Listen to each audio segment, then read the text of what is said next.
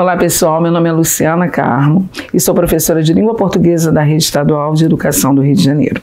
Ao longo de nossas aulas abordamos assuntos com relação ao uso da nossa língua materna. Então, estamos iniciando mais um ano letivo e mais um ano começamos enfrentando esse inimigo invisível, mas temos que crer que conseguiremos juntos vencer mais esse desafio. Queridos alunos, todas as atividades que vocês terão acesso foram elaboradas com a finalidade de possibilitar um bom desenvolvimento da disciplina de língua portuguesa, aprimorando assim suas habilidades e competências de maneira autônoma. Quando falamos em autonomia, não excluímos o papel do professor ou do suporte pedagógico. Esse sempre estará disponível para mediar qualquer conflito, reflexão, questionamento que possa surgir em nossa trajetória. Então, galerinha, nessa nossa primeira aula vamos falar sobre notícia. O que é a notícia, né? A notícia, ela relata acontecimentos recentes que despertam a atenção do público. Para que seja notícia, o assunto precisa ser relevante, ou seja, tratar de um assunto que deve chamar a atenção do leitor, digno de ser noticiado, um acontecimento que foge à normalidade. Assim, pode-se dizer que a notícia é um texto de caráter temporal, diretamente ligado aos fatos recentes e que traz um assunto relevante e atraente para o leitor. A escolha da linguagem mais adequada vai depender do veículo de comunicação em que a notícia será publicada. Cada jornal tem seu público-alvo, portanto, podemos encontrar notícias em uma linguagem mais informal e outras mais informais. Em geral, os textos prezam pela objetividade, usando períodos curtos e orações diretas. Os textos são escritos em terceira pessoa para garantir o distanciamento do autor e o caráter meramente informativo. A função da linguagem que prevalece é a referencial. Observe a estrutura da notícia. Ela é dividida em duas partes, que é o lead, que é a abertura da notícia e traz as principais informações. Geralmente, responde-se as seguintes perguntas em o lead: o que, quem, quando, onde, como e por quê. E o corpo do texto, que é a parte responsável por detalhar as informações do lead, aprofundando o assunto e trazendo novas informações para o leitor. Normalmente, as informações são relatadas por ordem cronológica ou de importância. Agora abordaremos um pouquinho da reportagem, para vocês verem a diferença, ter noção da diferença de uma e outra. A reportagem é definida pela intenção comunicativa, pois sua função é, primeiramente, informar, ou seja, levar a notícia ao leitor, e por isso a proposta se baseia em fatos. Para abordá-los, a reportagem se apresenta por meio de elementos relevantes: o que aconteceu, onde, por quê, quando, com quem. Para ser considerada satisfatória, a reportagem deve responder a esses questionamentos com uma linguagem clara, concisa e, na maioria dos casos, objetiva. Diferentemente da notícia, a reportagem não precisa tratar necessariamente de assuntos recentes. Enquanto a notícia trata de um caso específico, a reportagem fala de um tema mais amplo. Esse tipo de gênero apresenta informações mais aprofundadas sobre temas que despertam a atenção do público. Geralmente, trazem pontos de vista variados, investigam e interpretam os acontecimentos e trabalham o fato de maneira exaustiva. Podem apresentar tabelas, dados estatísticos, mapas e entrevistas. Antes de serem publicados, as reportagens passam por uma apuração detalhada de informações. Vamos falar agora, falamos tanto em texto, notícias, vamos falar agora um pouquinho de elementos linguísticos. O que são elementos linguísticos, né? Eles são utilizados nos textos para estabelecer uma relação de sentido. Eles são os verdadeiros responsáveis pela linguagem do texto, forma associativa escrita e a compreensão do mesmo. Os jornais, por exemplo, uma pequena atenção para isso, os jornais e revistas publicam diversos textos com características bem diferentes. São notícias, reportagens, entrevistas, artigos, crônicas editoriais, anúncios publicitários, entre outros. Alguns deles têm a intenção de informar a notícia, a reportagem e entrevistas. Outros visam convencer o leitor a concordar com determinado ponto de vista, artigos ou editoriais. ou comprar um produto, anúncios publicitários. Há textos ainda que podem levar o leitor à reflexão acerca de um tema cotidiano por meio de uma linguagem coloquial e, muitas vezes, literária, no caso das crônicas. A intencionalidade do texto, bem como a quem ele destina, são elementos muito importantes para que seu autor defina o gênero em que a mensagem será escrita, o seu nível de formalidade e como ele será vinculado. Os textos jornalísticos escritos, geralmente, de grande alcance, eles têm uma proporcionalidade muito grande, eles atingem um grande alcance, um público muito grande. É difícil definir exatamente a quem eles se destinam, devido à diversidade do público leitor de seus veículos, jornais e revistas. Apenas podemos ter uma noção geral desse público, a camada social a que a maioria dos leitores pertence em nível de escolaridade. Linguagem própria é uma característica também. Por ser um veículo de massa, jornais e revistas teve que criar uma linguagem própria, capaz de atingir os mais diferentes leitores. Nesse sentido, é que as notícias têm na voz passiva e na partícula passivadora grandes aliadas na transmissão de um texto que procura ser impessoal. Então, agora vamos falar um pouquinho dos tipos, de coesão textual analisando juntamente aos textos. Coesão referencial é um vínculo que existe entre palavras, orações e as diferentes partículas do texto por meio de um referente.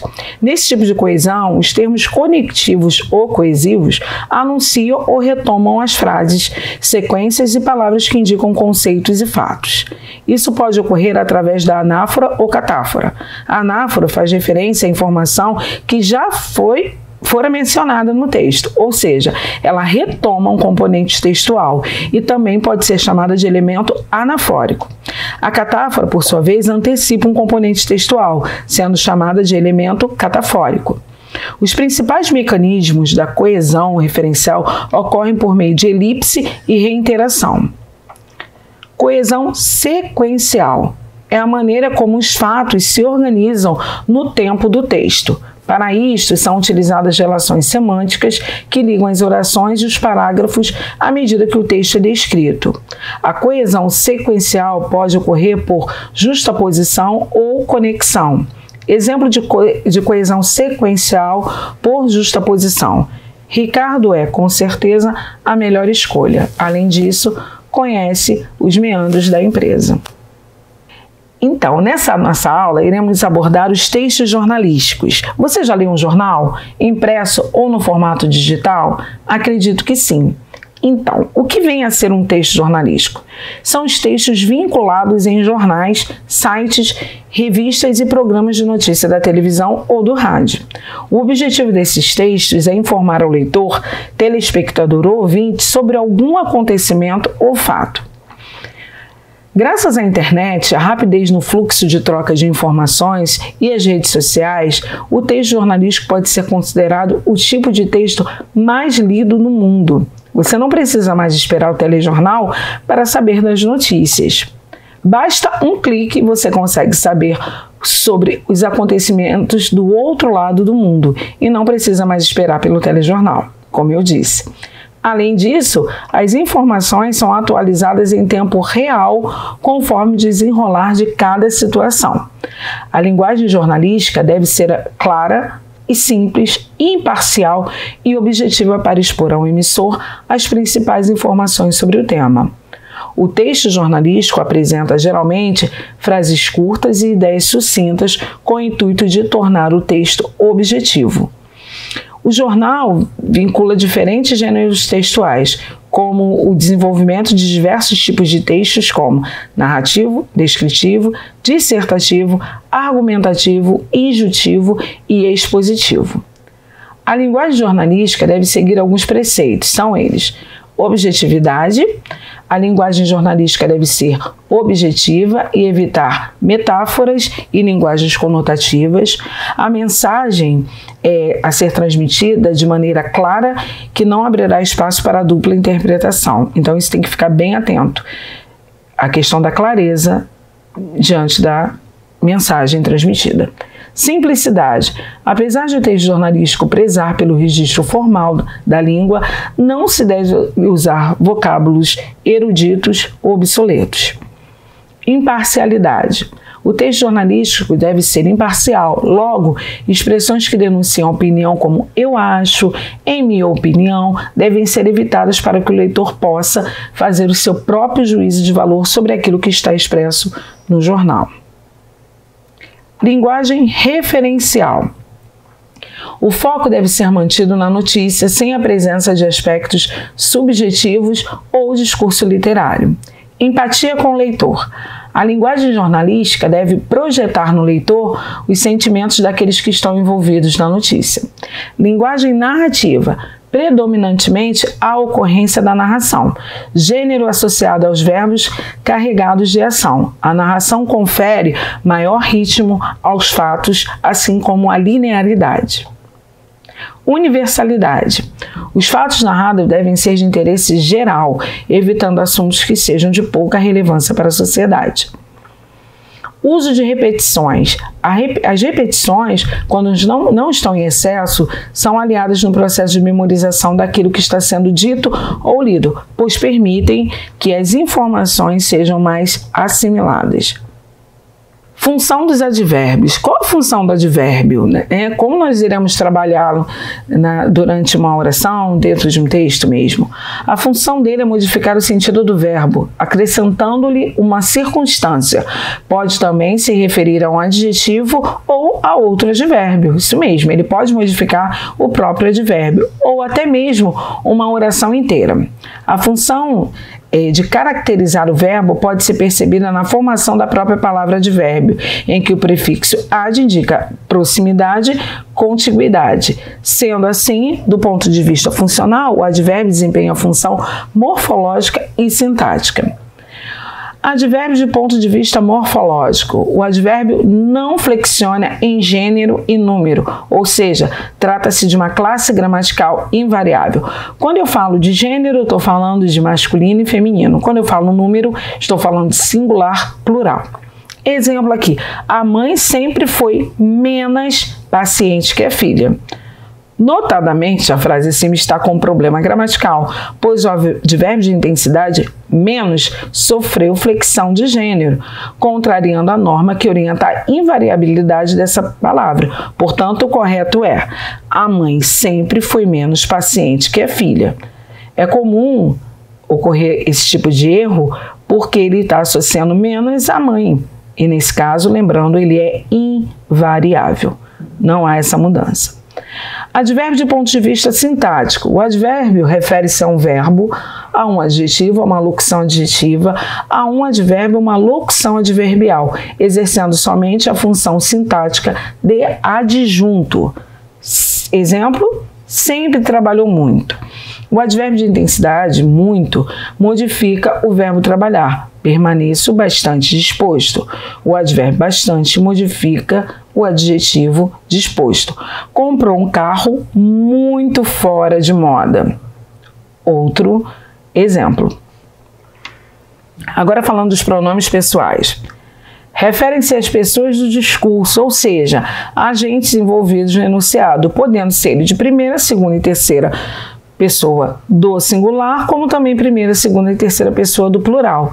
São elas primeira pessoa do singular, eu, do plural, nós. Segunda do singular, tu. Segunda do plural, vós. E assim sucessivamente. Os pronomes pessoais, eles têm uma subdivisão. Então, eles são divididos em pronomes do caso reto. Foi o que nós vimos. Em algumas circunstâncias, sintaticamente podem exercer a função de predicativo do sujeito. Minha maior satisfação é ele. Pronome oblíquos átonos são aqueles que desempenham função sintática de complemento. São eles me, te, se, o, os, a, as, le, les, nos e vós. Temos aí o exemplo na nossa slide, todos os pronomes. Pronomes pessoais oblíquos tônicos. Os pronomes pessoais oblíquos tônicos são sempre precedidos de uma preposição como para, a, de e com. Devem ser usados quando, na frase, o substantivo que substituem tem função de objeto direto. As formas contraídas comigo, contigo, conosco podem ainda assumir a função de adjunto adverbial de companhia. Então, gostaram da nossa apresentação? Espero que tenham aproveitado bastante. E logo estaremos colocando tudo isso em prática em nossas aulas presenciais. Boa aula e até o próximo encontro.